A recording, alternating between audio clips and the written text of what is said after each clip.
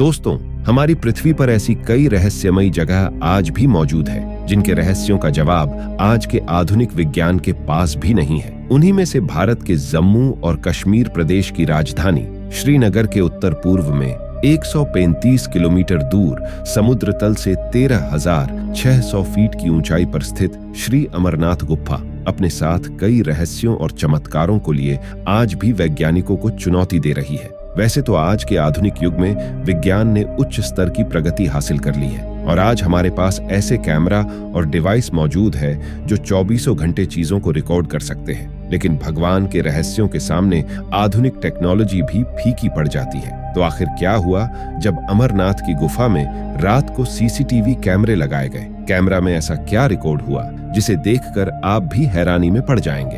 अमरनाथ की गुफा ऐसी रहस्यमयी जगह है कि आज तक वैज्ञानिक भी इस बात का पता नहीं लगा पाए हैं कि अमरनाथ गुफा में बना बर्फ का शिवलिंग आखिर कैसे संभव है। हर साल अमरनाथ मंदिर केवल 2 महीने के लिए ही खुलता है और बाकी पूरे साल बंद रहता है, लेकिन इस बात से भी इनकार नहीं किया जा सकता है कि कोई तो शक्ति है जो इस संसार को चल रही है और जहां खुद महादेव विराजते हैं वहां तो चमत्कार होते ही हैं। आज के इस वीडियो में हम आपको श्री अमरनाथ गुफा से जुड़े कुछ ऐसे तमाम रहस्यों को आपके सामने रखने वाले हैं जब वैज्ञानिकों को वहां पर सीसीटीवी कैमरा लगाने पर मिले। इसलिए आप इस वीडियो को अंत तक जरूर देखना। लेकिन दोस्तों, इससे पहले अगर आप ऐसे ही हिंदू धर्म से जुड़े तमाम रहस्यमयी वीडियो को देखना पसंद करते हैं तो हमारे चैनल को सब्सक्राइब जरूर करें। दोस्तों, अमरनाथ गुफा की लंबाई करीबन 19 मीटर और चौड़ाई 16 मीटर के आसपास है, जो कि अपने आप में एक विशाल गुफा है। इसकी विशालता के साथ ही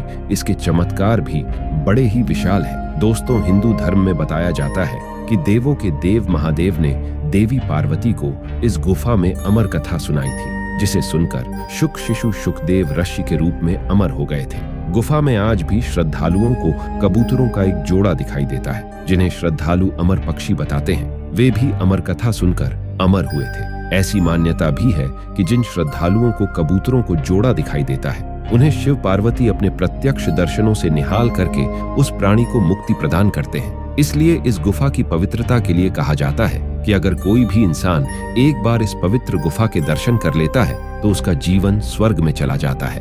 दोस्तों, बताया जाता है कि अमरनाथ गुफा का सबसे पहले पता 16वीं शताब्दी के पूर्वार्ध में एक मुसलमान गड्डरिये को चला था। ऐसा कहा जाता है कि जब वह बकरी चराते वक्त एक दिन काफी दूर चला गया था तो रास्ता भटकने की वजह से वह जंगल के अंदर पहुंच गया था। इसीलिए एक सुनसान और वीरान स्थान पर वह बैठा हुआ था। तभी साधुओं के भेष में एक इंसान वहां पर आया और उसने उस गडरिया को एक लकड़ी दी और उसे अपने घर का सही मार्ग बताकर कर वापस भेज दिया। जब गडरिया घर पहुंचा तो वो लकड़ी हीरे के रूप में परिवर्तित हो चुकी थी। यह देखकर उसकी खुशी का ठिकाना नहीं रहा, जैसा कि हम सभी इंसानों के साथ होता है। मगर जब वह वापस उसी जगह पर पहुंचा जहां पर उसे वह साधु मिले थे तो वहां पर अब कोई भी मौजूद नहीं था। जब वो वहां पर वापस आया तो उसे एक शिवलिंग वहां पर बना हुआ दिखा। इसीलिए ऐसी मान्यता है कि इस स्थान पर आने वालों को भगवान भोलेनाथ स्वयं दर्शन देते हैं। अब आओ दोस्तों, आपको बताते हैं कि आखिर वहां पर बर्फ का शिवलिंग कैसे बनता है। दोस्तों, गुफा की परिधि लगभग 150 फीट है और इसमें ऊपर से बर्फ के पानी की बूंदें जगह जगह टपकती रहती हैं। यहीं पर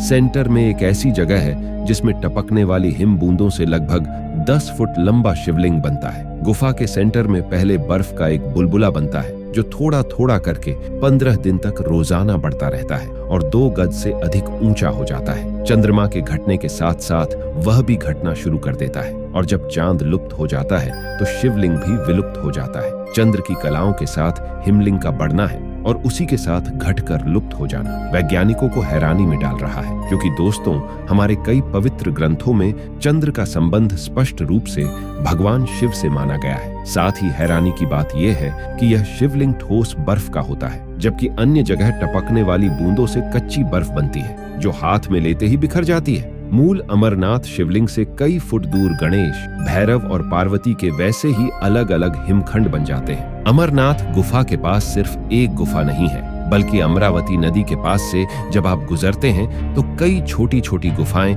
आपको देखने को मिल जाएंगी जो कि बर्फ से ढकी हुई है। दोस्तों, सिर्फ 2 महीने के लिए अमरनाथ का मंदिर खुलता है और बाकी के पूरे साल बंद रहता है, क्योंकि इस दौरान यहाँ का मौसम बहुत ही खराब हो जाता है, इसलिए इसके बाद यहाँ पर कोई नहीं जा सकता। इसी वजह से इसका रहस्य आज तक कोई नहीं जान पाया है कि आखिर अमरनाथ में शिवलिंग बर्फ से कैसे बना है। यह तो स्वयं महादेव ही जानते हैं। महादेव की लीला है कि हमें अमरनाथ की बर्फ के बने शिवलिंग के दर्शन हो पाते हैं। अमरनाथ मंदिर का द्वार बंद रहने पर भीतर के दृश्य कैसे होते हैं, इसके बारे में कोई नहीं जानता है। ऐसी मान्यता है कि रक्षाबंधन वाले पूर्णमासी के दिन भगवान भोलेनाथ स्वयं इस गुफा में पधारते हैं। पुरातात्विक विभाग के वैज्ञानिकों ने जब इस गुफा पर रिसर्च की तो उन्होंने इसे 5000 साल पुराना बताया, लेकिन असल में यह गुफा कितनी पुरानी है यह कभी नहीं कहा जा सकता, क्योंकि हिमालय के प्राचीन पहाड़ों को लाखों वर्ष पुराना माना जाता है। इसलिए अगर उनमें कोई गुफा बनाई गई होगी तो वो भी उतनी ही पुरानी होगी।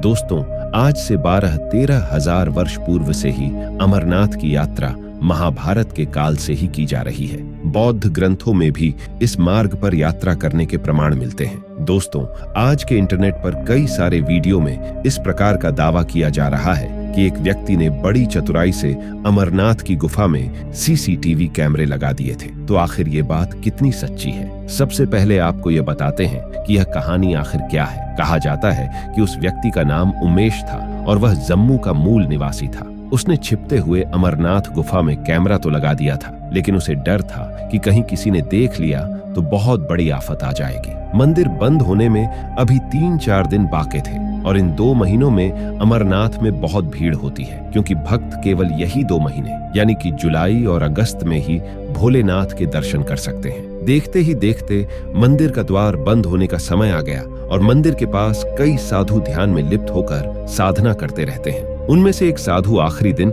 बाबा अमरनाथ की गुफा में चले गए। यह सब उमेश बैठे बैठे इन सभी घटनाओं को होते हुए देख रहा था। मंदिर का दरवाजा बंद करने का समय हो गया था और सभी श्रद्धालु दर्शन करके वापस लौट रहे थे, लेकिन जो साधु बाबा अमरनाथ के मंदिर में गए थे वह नहीं लौटे और मंदिर का द्वार बंद हो गया। पहले तो उमेश ने सोचा कि इसके बारे में मंदिर के पुजारी को बताया जाए, लेकिन फिर वह यह सोचकर चुप रह गया कि उसके द्वारा कैमरा लगाने की बात किसी को पता चल गई तो उसका प्लान बर्बाद हो सकता है। इसलिए उमेश चुपचाप अमरनाथ गुफा के अंदर होने वाली सभी गतिविधियों पर नजर रख रहा था। मंदिर के द्वारा बंद होने के करीबन 6 दिन बाद उमेश ने साधु को दोबारा देखा। साधु महादेव के शिवलिंग के ठीक पास में बैठे ध्यान कर रहे थे। करीबन 1 हफ्ते के बाद उमेश ने गौर किया कि वो साधु जो कि ध्यान में लिप्त थे, उनका शरीर धीरे धीरे घटता जा रहा है। उमेश ने सोचा कि कुछ नहीं खाने पीने के कारण साधु कमजोर होता जा रहा है, इसलिए शायद उसका शरीर कम नजर आ रहा है। लेकिन कई महीनों तक